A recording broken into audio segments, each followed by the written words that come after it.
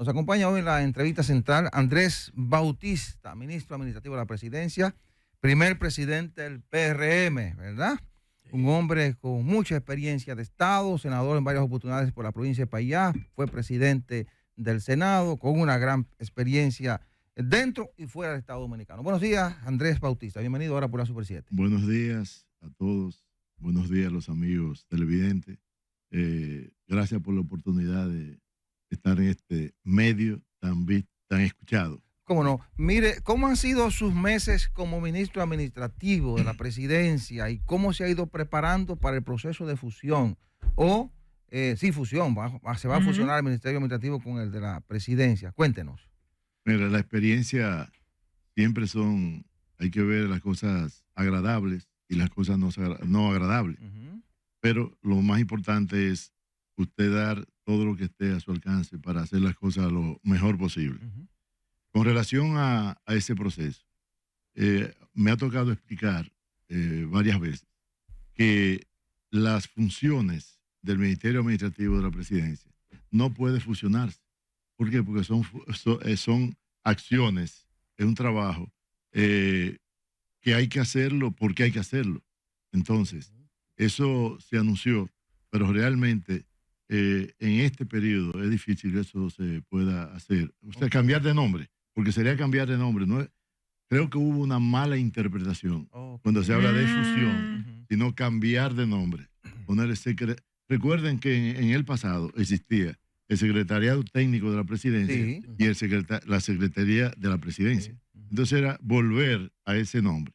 Pero realmente las funciones es imprescindible, porque es el manejo de lo que tiene que ver la parte operativa de la presidencia, en el sentido estricto de la palabra.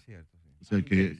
Don Andrés, hablaba mi compañero José María de su participación vital en la formación del PRM y cómo fue usted el primer presidente. En esta campaña usted también lideró lo que fue el acercamiento del PRM con los que posiblemente iban a ser aliados, que terminaron siendo aliados. Usted fue un puente entre ellos y el PRM. Algunos de ellos todavía están esperando por una posición dentro del gobierno. ¿Cómo va ese proceso? Y si tiene usted en la actualidad algún tipo de participación también en esa sinergia con los aliados a el gobierno. El partido, en aquel momento, previo a las elecciones, nombró una comisión que yo encabezaba, donde estaba Ricardo de los Santos, que hoy es presidente del Senado, estaba Eddie Olivares, estaba Juan Garrigó y estaba Nelson Arroyo. Fue un proceso, diría yo, una gran experiencia, de mucha paciencia, porque hay que conciliar intereses, y fue una conformación grande, fueron 22 partidos, que no es fácil poner de acuerdo, pero logramos precisamente esa participación unidos en las elecciones pasadas. Indiscutiblemente que hay algunos que todavía no se ha podido tomar en cuenta. Eso no significa que el presidente Luis Abinader no está atento y buscando vías de cumplir con su participación en el gobierno. Son pocos, pero se está trabajando en eso. Andrés, la experiencia. De repente se pasa de un partido que tiene una serie de taras, de dificultades, de comportamientos negativos, si se quiere, además de lo positivo del aporte que le hizo al país el PRD. Andrés Bautista, que le correspondió la presidencia de la conformación de una nueva organización. Uno visualiza que esa nueva organización superó taras del PRD. Logró superar una serie de comportamientos anómalos. No sé cómo lo hicieron, pero logró superar una serie de taras. Sin embargo, ahora mismo tienen un desafío. El desafío de un proceso electoral venidero después de haber logrado una reelección, con una maldición a superar anterior. El partido no ha logrado en su historia tener más de 2 periodos en el gobierno. Y ustedes están en el camino, en el desafío, en el punto, superadas algunas trabas evidentemente, de encaminarse a la posibilidad de seguir en el poder. ¿Cómo ve todo esto Andrés Bautista con la experiencia que tiene de lo que fuera ese proceso y de este momento? Mira, la verdad es que a mí fue una decisión difícil tener que dejar la casa donde yo había, a través de ese partido, fui 4 veces senador de la República, en 4 periodos presidente del Senado. Toda mi vida la había pasado ahí. Sin embargo, llega un momento donde la situación, se rompieron los principios básicos, que era la democracia interna, y tuvimos que dar ese paso. Yo recuerdo que en la primera asamblea que hicimos, que fue en el Club Los Prados, nosotros decíamos, todavía era Partido Revolucionario Dominicano mayoritario, PRM mayoritario. Sí. Y yo decía que si nosotros no cambiábamos, no ganaríamos. Que si no dejábamos en el pasado los vicios de ese partido, tampoco nosotros podríamos ganar. Y así seguía diciendo después que logramos la hazaña de llegar al gobierno. Y hoy día mi preocupación mayor es precisamente que no resurjan esos vicios del pasado, porque indiscutiblemente que este ha sido un partido exitoso. Creo que es el partido que más rápido ha podido llegar al poder después de su fundación, que fue el 1 de febrero del año 2015. Y hay algo que tampoco se pudo en el partido anterior, que fue una reelección del presidente. Y nosotros logramos ganar en el 20 con Luis Abinader y revalidarlo en el año 24, que es algo para nosotros histórico. Ahora estamos transitando hacia un tercer periodo. Los terceros no son fáciles y eso nos obliga a ser prudente, a ser inteligente y saber que ahora estamos en el gobierno y que el partido que sea que esté en el gobierno tiene una responsabilidad doble y es de parte del partido. La institucionalidad no puede perderse y saber que la responsabilidad es gobernar y hacerlo bien.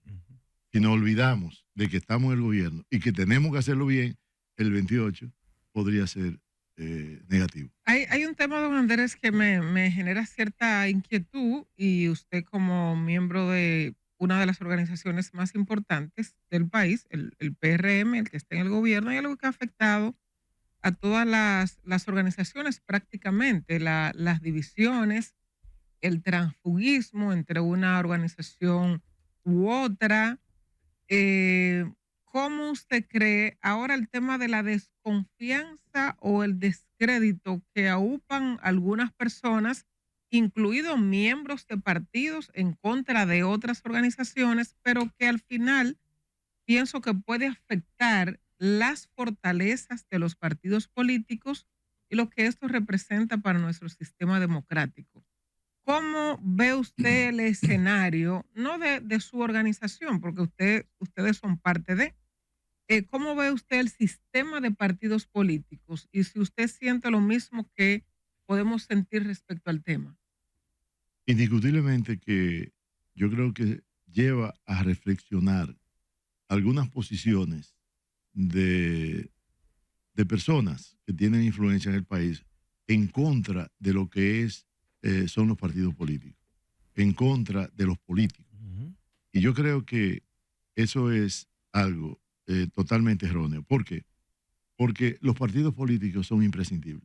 Y en el caso específico de la República Dominicana, yo creo que debemos entender que somos un país referente hoy. Y es precisamente porque hay elecciones, hay democracia, hay muchos problemas, pero somos un país donde hay estabilidad social, estabilidad política Y eso es lo que nos presenta ante el mundo como un país seguro, un país donde la inversión extranjera es de las mejores. Hay que ver que el año pasado, en el 2024, 4.500 millones de dólares fueron de inversión extranjera, donde vemos que aquí vinieron más turistas que la misma población dominicana. Entonces, eso es fruto precisamente porque todos hemos respetado lo que es la convivencia. Es porque todavía aquí se impone el sentido común. Cuando el descrédito a la actividad política, a los partidos políticos, en todo el mundo lo que trae es problemas. Y solamente hay que ver qué ha pasado con los inventos, que ha pasado, que realmente se ha deteriorado lo que es la democracia y se ha engañado realmente a la sociedad. Yo creo que los políticos debemos cada día cuidarnos más, pero también la sociedad en sentido general no debe destruir lo que es un instrumento imprescindible. Andrés, ese desbordamiento de tantas aspiraciones a lo interno del partido tan temprano, ¿hasta dónde usted considera que ustedes tienen que tener el máximo de los cuidados con aspirantes que obviamente dirigen instituciones, manejan recursos públicos? Y usted con esa experiencia, o ustedes que han tenido con el partido anterior, ese desbordamiento y las aspiraciones tan tempranas, incluso el presidente de la República tal vez, él con las buenas intenciones los llamó temprano, como no sé qué le dijo en persona, pero se ve el desbordamiento y las aspiraciones. Y como usted acaba de decir, bueno, ahí está el 28 y depende cómo nosotros hagamos el gobierno. ¿Hasta dónde puede ser la cautela que ustedes deben de tener con ese desbordamiento, vuelvo y repito, de tantos candidatos, incluso manejando instituciones? Y gente soñando. Los sueños, no, ya. Si usted se refiere a la señora vicepresidenta, es una realidad, no son sueños. Dígame, don Andrés. Mira, es un tema sumamente importante y no deja de tener peligro, porque reitero lo que dije anteriormente, hay vicios que no podemos traerlo a este momento. Y yo no quiero jamás en la vida recorrer el camino que dejamos atrás. Y fue las aspiraciones desbordadas, aspiraciones a destiempo. Y en este momento yo creo que el partido debe aplicar lo que son los estatutos. La ley electoral establece plazos para las precampañas. Mira, yo creo que el legado indiscutible por el que el presidente más se empeña es dejar a este país la institucionalidad, la transparencia y la eficiencia. Indiscutiblemente, y que me perdonen mis compañeros de partido, todos tienen derecho a elegir y ser elegidos. Ahora bien, dentro del marco de la racionalidad de los estatutos y de la ley. No es aconsejable un precandidato, un aspirante, cuando maneja una institución, es peligroso. Es peligroso porque todo el que se le acerca es no solo apoyarlo, sino buscando resolver su problema personal. Muy peligroso. Y eso puede ocasionar que ese aspirante que tenga la mejor intención, que sea el más honesto, pueda ser conducido a cometer errores. Y eso no puede suceder. Entonces, hay algo importante en nosotros, y es que hay un árbitro y hay personas, entre las que me cuento yo, que no tenemos inclinaciones para ninguna de las partes. Y yo creo que el árbitro mayor es el presidente de la República, y eso va a ayudar a que no se rompa eso que es fundamental en un partido político, es el arbitraje. Salvador. Andrés, ¿cómo se repuso Andrés Bautista, a quien en medio de los escarceos, de acusaciones y demás, adelanto que yo fui de lo que públicamente asumí las calidades de su integridad? ¿Cómo se repuso? ¿Cómo fue el tránsito frente a acusaciones que se demostraron en los tribunales falsas de Andrés Bautista en lo personal y con su familia? ¿cómo le afectó? ¿Cómo luego, porque uno lo vio reponerse y no solo demostrar en los tribunales, sino reponerse públicamente y decir, ahí están los hechos, pero internamente, humanamente, en su alma? Mira, son cosas que yo no se lo deseo ni al peor de mis enemigos. ¿Por qué? Porque no solamente sufre uno sufre más por los hijos, por la esposa, por los amigos, la familia, pero siempre yo me sentía fuerte porque yo decía que creía en Dios y la verdad. Entonces, nunca yo dejé de dormir porque mi conciencia estaba tranquila. Sí, no puedo negar que hubo un momento que uno sentía cierto odio, impotencia, una serie de sentimientos encontrados, pero lograba primero dominarse uno, para entonces poder, porque uno es el que sufre. Pero definitivamente tenía la seguridad de mis actuaciones en la vida y sabía que eso fue una perversidad de Danilo Medina y de Jean Alain. Don Andrés, usted, aparte de tener su vida pública, en funciones públicas, también tiene una vida privada y es una persona que tiene empresas todo el tiempo dedicado a un área específica. Y ahora estamos hablando de la fiebre porcina. ¿Cómo ha afectado la fiebre porcina al país con respecto a la crianza de cerdos? Y ustedes a nivel privado en su empresa, ¿cómo han manejado ese tema? Mira, es un problema muy importante desde el punto de vista económico. Es la producción de cerdo en el país es una cultura. Nosotros personalmente fuimos afectados en un núcleo genético que teníamos. Lamentablemente jamás creíamos que iba a llegar allí. Pero la PPA, la peste porcina africana, es una enfermedad endémica en el país. Llegó en el 78, hubo que erradicar la población, se logró. Y ahora en el 2021 volvió a aparecer. No ha sido erradicada, porque para erradicarla habría que eliminar toda la población porcina del país.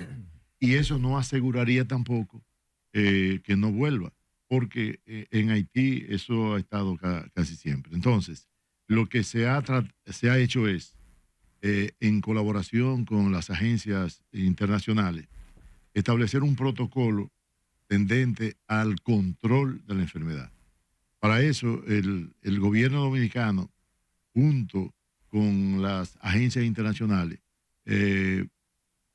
subvencionaron en cerca de 1.952 millones de pesos a los productores que fueron afectados en la primera etapa. Hoy día se está redoblando el esfuerzo en lo que tiene que ver el control de los focos. Cuando aparece un foco que hasta ahora, gracias a Dios, solamente una granja mediana fue afectada.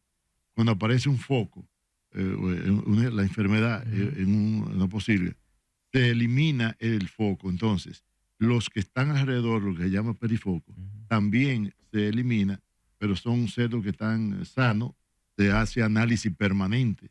Todas las granjas, nosotros tenemos una granja y cada 20 días hay que hacer un reporte. ¿Y dónde ha estado el fallo entonces?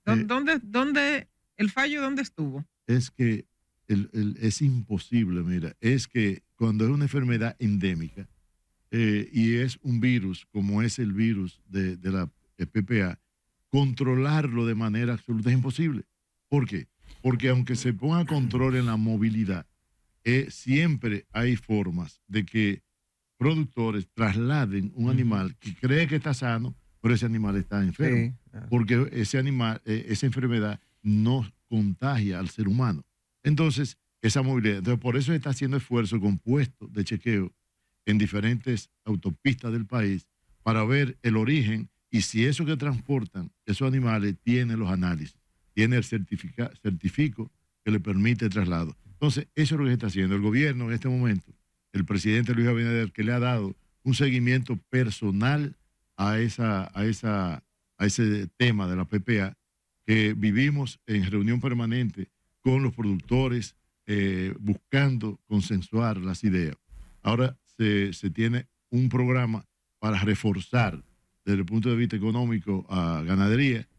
Usted entiende que el trabajo del Ministerio de Agricultura ha sido correcto, o sea, no ha habido fallo en la inobservancia ni en no tener las comisiones a nivel nacional supervisando el tema de las posilgas. Mira, vuelvo y te repito, es difícil tú tener control absoluto de una enfermedad, porque es que, mira, el problema mayor está en los cerdos de traspatio, que es un cerdo que tiene una persona que tiene el que todavía se alimenta cerdos, se alimenta con comida que se recoge en lo que ese es el peor enemigo. Usar los desperdicios de comida que los recogen en diferentes partes es en los campos y en los barrios así. Es el peor enemigo, porque ahí es que se transporta la enfermedad, en esos desperdicios. Entonces es imposible. Entonces por eso se pretende ver cómo se eliminan esos cerdos de traspatio para que no contagie lo que es la producción, porque la porcicultura, hay todavía personas que entienden que estamos 40 años atrás, ya es una industria. Claro. Anteriormente el 80% de los cerdos que se producían era de traspatio, hoy día es al revés, ya son granjas organizadas y donde hay ya más posibilidades de una bioseguridad que permite el control. Antes de la pregunta, Mayo Vanés, decía Limber Cruz que tenían pendiente una reunión en la presidencia porque algunos productores pequeños que fueron afectados decían que no se estaba aplicando una protección económica que se le dio anteriormente. ¿Se dio esa reunión en la presidencia, que usted tenga algún dato para proteger a los pequeños productores que están siendo afectados? Correctamente, okay. Correcto. Se dio la reunión. Entonces lo van a resarcir. Se va. Sí. Mira qué sucede también. En la vez anterior, cuando impactó más, se indemnizó o se compensó, una compensación, a cerca de 700 productores.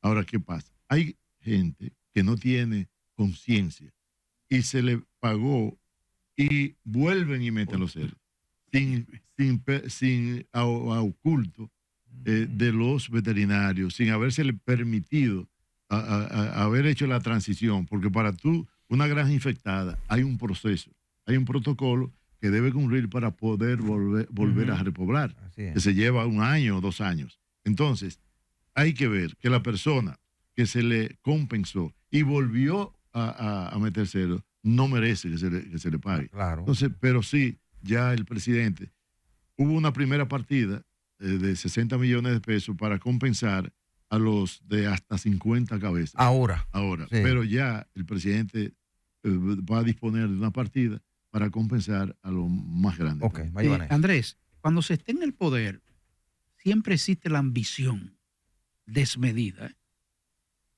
Cuando el presidente gana la reelección, pasando los días, estando en el poder, de una buena vez el presidente dijo, mire, yo no voy a inventar con esto. Yo voy a ponerme un muro de contención para imposibilitarme cualquier intención que yo tenga. Nadie se le acercó, presidente, mire, usted tiene el apoyo hasta de la Junta de Vecinos. No perdamos la oportunidad. El presidente de entrada se metió en eso, poner un muro de contención. Yo no voy a inventar con eso. Miren, quizás no lo creen algunos o muchos, pero el presidente ni siquiera estaba interesado en la reelección. No me digan. O sea, esa no fue una decisión, una emoción de un momento. Y te lo digo, quizás pudiera parecer. Que no estaba interesado. Usted sabe que el dominicano es incrédulo, Pero Andrés, mire, nosotros le creemos eso. No le ha gustado la silla Andrés, mire, perdóneme. Oye, yo se lo voy a creer porque es usted. Yo sé que eso no lo va a creer la mayoría. Bueno, yo se lo creo porque es usted pero que lo yo está sí lo juro. Don Andrés, porque es usted. Don Andrés, hay gente que dice que no quiere y quiere. No. Si él hubiera querido, mire, señores, una cosa es con guitarra y otra cosa es con violín. Señores, es muy bonito ver a la persona que tiene 20 reuniones al día Pero usted se reúne con él y usted va para su casa. Eso no es fácil. Ay, Oye, ¿ustedes creen que es fácil el No. trabajo que ustedes hacen día por día? Sí, no es fácil. Eso no es fácil. Imagínense ustedes Yo mismo me quiero retirar. 18 horas diarias, donde todos los problemas se le pegan a la cabeza del presidente. Donde a las 3 de la mañana Donde- dice, estás. A usted le las dicen 2 de la estás mañana, a las 2 a de la las 2 de la mañana. mañana, a las 12 de la noche, a las Y 7 de usted la mañana. responde, don Andrés. Bueno, sí, estoy durmiendo.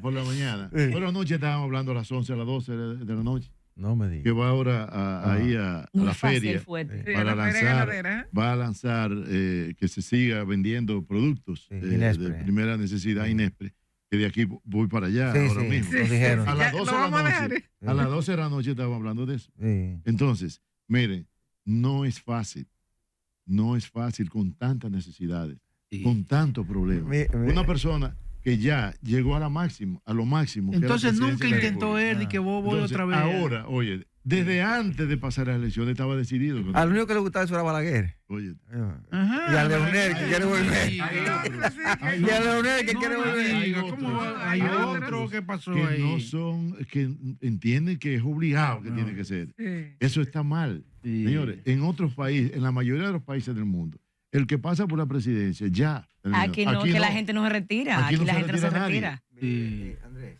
Pues mira, ha dado una noticia que el presidente no quería reelección. Mire, usted tiene una posición que es como la tercera base en un juego de béisbol.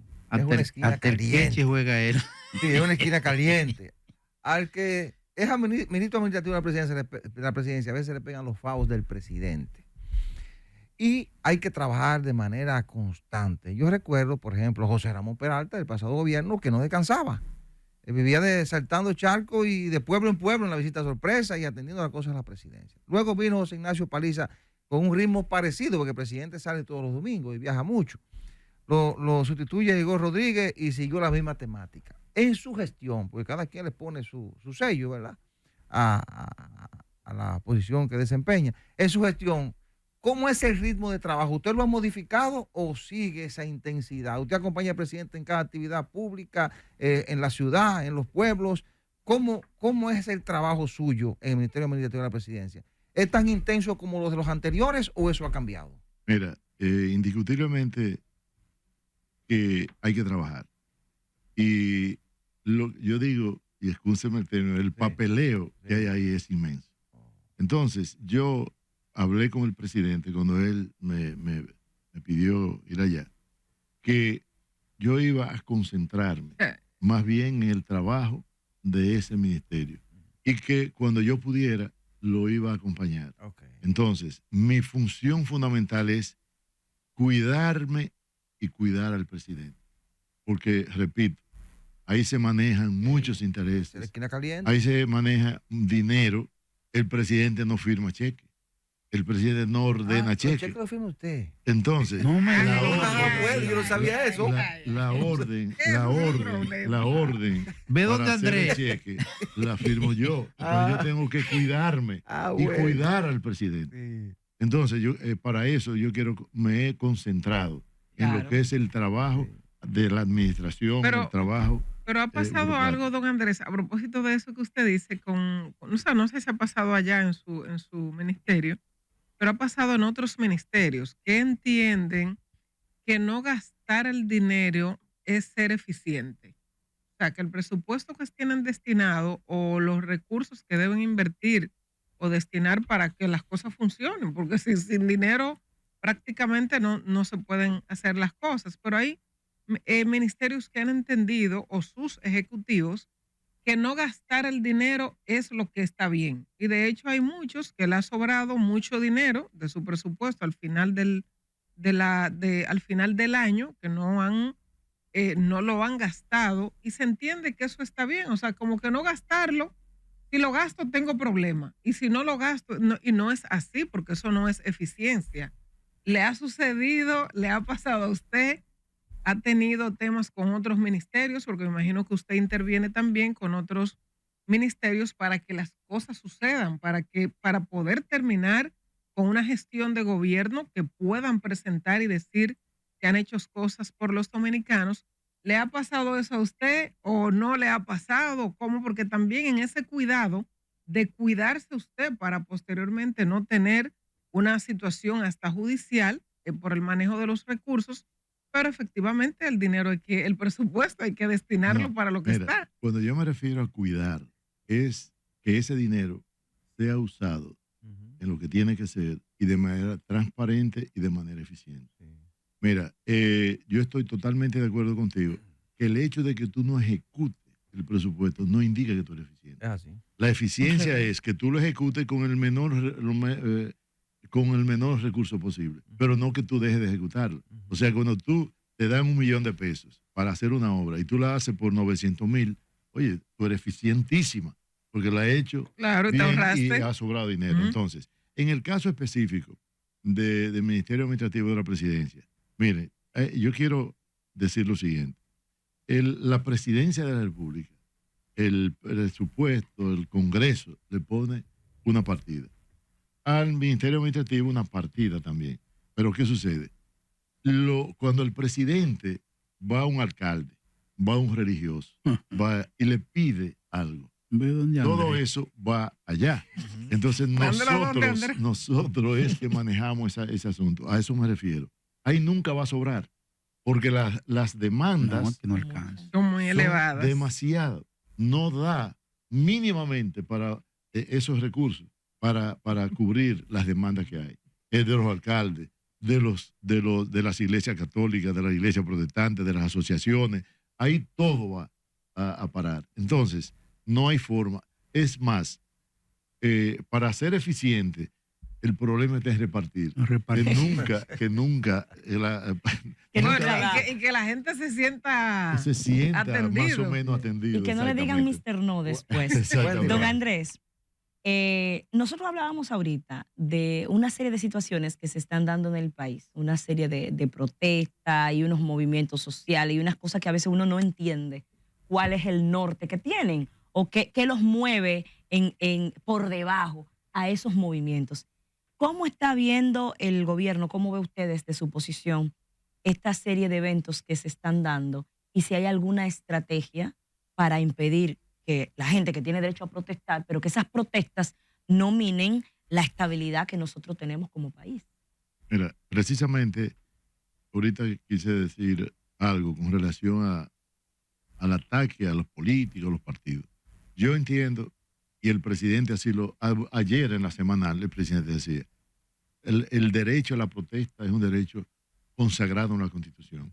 Ahora, tú no puedes utilizar un derecho para hacer un mal.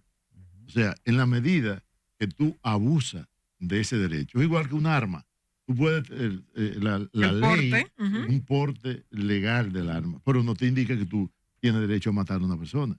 Entonces yo entiendo que hay protestas que son reivindicativas y hay protestas que son subversivas, son políticas. Y sabemos que hay partidos, hay personas de oposición que quieren aprovecharse también de estas personas que viven de la protesta, viven de ese tipo de cosas para dañar al gobierno. Pero cuando se daña al gobierno, se está dañando al país. Mire, pero protestas como la de Frius el fin de semana, como la que se ha convocado para el 24 de abril, como la que se ha convocado para el 27 de abril, ¿qué tanto le preocupa eso al gobierno? Y si ustedes tienen una estrategia, como decía la compañera Wendy. No, oye, nosotros, la estrategia es de cuidar el ejercicio de ese derecho. Pero nosotros no podemos impedirla. Lo que yo entiendo es que la población sí debe entender que una persona hoy se para en un micrófono y dice que te va a paralizar, hay huelga mañana.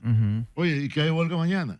Y la población se queda sin hacer nada. Cuando un pueblo, y voy a poner mi pueblo, que es Moca, la provincia de Payá, que produce el 60% de los huevos del país. Y se protesta mucho en Moca. Si ustedes se dan cuenta, ahora están tomando el lunes y el martes para llamar a protesta. No me digas. Entonces, una cadena. Y eso es que tiene mucho huevo, ¿eh? Averígüense a ver todos los llamados. Daña la semana completa. ¿Qué sucede? Hay problema. Los productores entonces tienen sábado, domingo, lunes y martes. Parado. Entonces, ¿tú crees que eso le hace bien a la población que ellos dicen defender. No, eso es para dañar.